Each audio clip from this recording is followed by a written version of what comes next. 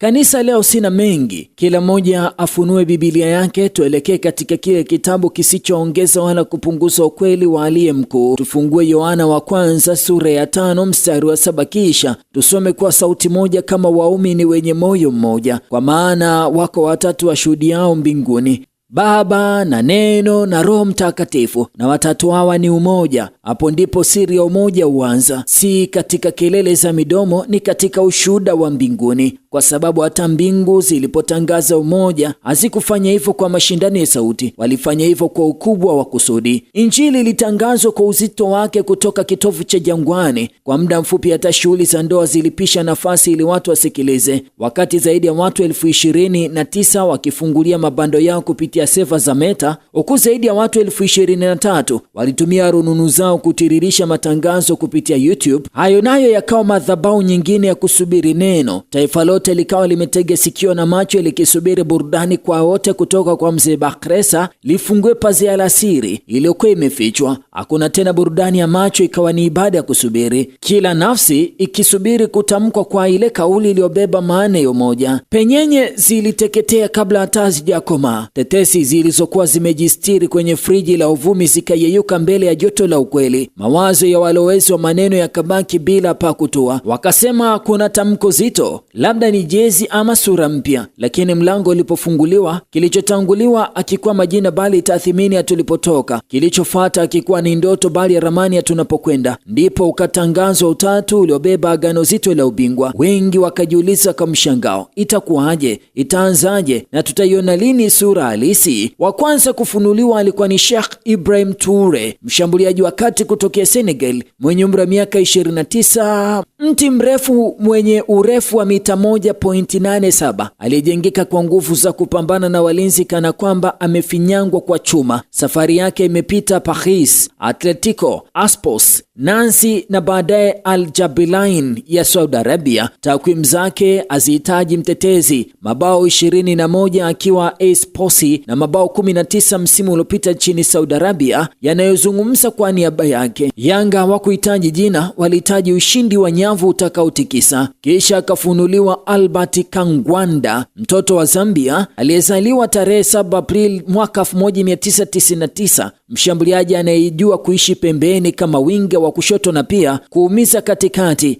aliyejifunza soka katika timu ya Red Arrows, Kafua Celtics, Zanaco, Croatia, Sudani, Moldova kabla ya kutua Jangwani. Akiwa na timu ya taifa ya Chipolopolo tangu mwaka 2020, amebeba uzoefu wa kimataifa mabegani, lakini msimu uliopita alifunga mabao 17 akitoa pasi 9 za mabao na kutawazwa kwa MVP wa ligi kuu ya Zambia. Akainua Absa Cup. Huyu si mchezaji anayekuja kujifunza ukubwa wa Yanga, anakuja kuongeza uzito katika ukubwa wao. Mwisho pazia likamfunua Hossein Zokwani Said, winga wa kimataifa Comoros aliyezaliwa Ufaransa, mwanasoka mwenye kasi anayeweza kupasua ukuta wa ulinzi kwa uwezo wa kupiga chenga pande zote mbili za uwanja. Amevaa jezi ya Al-Zulfi na kuitumikia timu ya taifa ya Comoros. Huenda takwimu zake zisipige kelele kubwa za mabao, lakini wakati mwingine upepo uhesabiwi kwa sauti yake, ila miti inavyoyumba. Kasi yake, nidhamu yake na uwezo wake wa kutengeneza nafasi vinaweza kuwa silaha ambayo wapinzani wataiofia zaidi kuliko idadi ya mabao yaliyoandikwa kwenye karatasi. Mwisho wa yote, simulizi hii inarejea pale ilipoanzia, kama ilivyoandikwa kwenye Yohana 1 sura ya 5 mstari 7, inavyoshuhudia kwamba watatu huwa ni umoja. Ndivyo Jangwani ilivyojaribu kuonyesha kuwa nguvu ya ukweli haijengwi na nyota mmoja, inajengwa na mioyo iliyopigwa chale la kusudi moja. Majina yanaweza kubadilika, jezi zinaweza kuchakaa, lakini umoja utadumu. Ndipo ubingwa unapopata makazi yake. Sasa kazi ya viongozi imekwisha kwa usajili, kazi ya makocha inaanza kwa kuunganisha, na kazi ya mashabiki ni kusimama nyuma ya bendera yao, kwa sababu historia iandikwi na waliotazama pekee, huandikwa na wale walioamini kwamba watatu walipokuwa umoja, hakuna mlango unaoweza kusimama mbele yao, kwani watavunjwa.